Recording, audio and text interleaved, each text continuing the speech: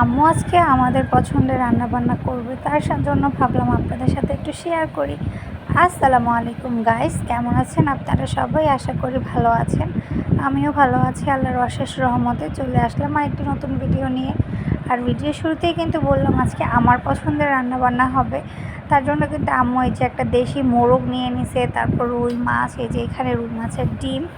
আর রুই মাছটা থেকে কিন্তু অনেকগুলো ডিম বের হয়েছিল, প্রায় একবার বেশি হবে। এই যে দেখতেই পারতেছেন একটা বাটির মধ্যে আম্মু নিচ্ছে এই যে রুই মাছের ডিমগুলা। আমার কাছে এই রুই মাছের ডিম দিয়ে কিন্তু বড়া বানাইলে অনেক ভালো লাগে, তাছাড়া ভাইজা খেতেও আমার অনেক মজা লাগে, আমার অনেক ভালো লাগে।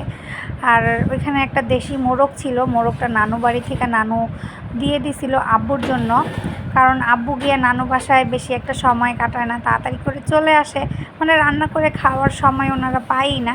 তার জন্য একটা মোরগ ধরে দিয়ে দিছে আব্বুর জন্য।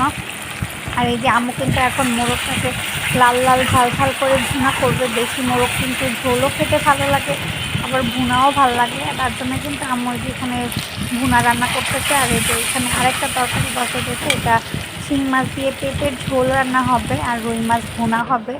কারণ আজকে মামা আসবে, কারণ আমার মামা কিন্তু কিছুদিন আগে অনেক অসুস্থ ছিল। আপনারা আবার ভাববেন যে আমার মামা তো বিদেশ চলে গেছে, আমি আগে ব্লগে দিছিলাম যে এখন আবার মামা কোথা থেকে আসলো। এটা আমার বড় মামা, ছোট মামা তো বিদেশ চলে গেছে। বড় মামা কিছুদিন আগে অনেক অসুস্থ ছিল, ওনার অনেক বড় একটা অপারেশন হয়েছিল, তার কারণেও আমি ভিডিও ছাড়তে পারিনি। মামাকে নিয়ে ব্যস্ত ছিলাম, হসপিটালে যেতে হয়েছে, মামাকে একটু দেখতে দেখতে হয়েছে। তারপর আমি অনেক অসুস্থ হয়ে গেছিলাম, একদম বিছানায় পড়ে গেছিলাম, টনসিল হয়ে গলা একদম ফুলে টুলে গেছে, অবস্থা অনেক খারাপ ছিল।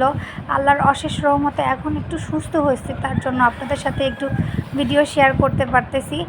আর এই মানে হঠাৎ করে জ্বর থেকে ওঠার পরে কিন্তু একটু ঝাল ঝাল খাবারই কিন্তু ভালো লাগে খেতে।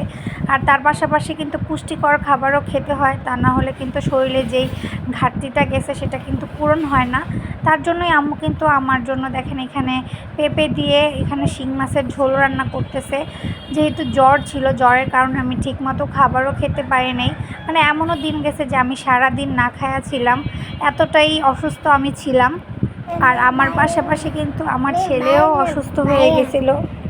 কী যে একটা মুশকিলের মধ্যে ছিলাম, মানে আমি আর একমাত্র আমার আল্লাহ পাকই জানে। আর কি বলবো বলেন, মানে পুরো ফ্যামিলি সবাই কিন্তু কম বেশি অসুস্থ হয়ে গেছে। এখন যেই একটা মানে সিজন চলতেছে আর যে একটা অবস্থা, মানে যেখানে যাই সেখানে কিন্তু সবাই মানে কোনো না কোনো অসুস্থতা আছেই, মানে জ্বর ঠান্ডা এগুলো লেগেই আছে। আর করোনাও নাকি অনেকটা বেড়ে গেছে, তার জন্য অনেক আতঙ্কের মধ্যে আছি ভাই। আর এই যে এখানে কিন্তু আম্মু গরুর নেহারি রান্না করছে, এক পাতিলা নেহারি রান্না করছে গরম গরম, এখন আমরা সবাই মিলে নাস্তা করব। আর এই যে করলা ভাজি করছে ডিম দিয়ে আম্মু। আর ভিডিওটা আজকে এই পর্যন্তই রাখবো। আমার ভিডিওটা যদি ভালো লেগে থাকে তাহলে প্লিজ লাইক কমেন্ট সাবস্ক্রাইব করে দেবেন আর আমার পাশে থাকবেন। আল্লাহ হাফেজ।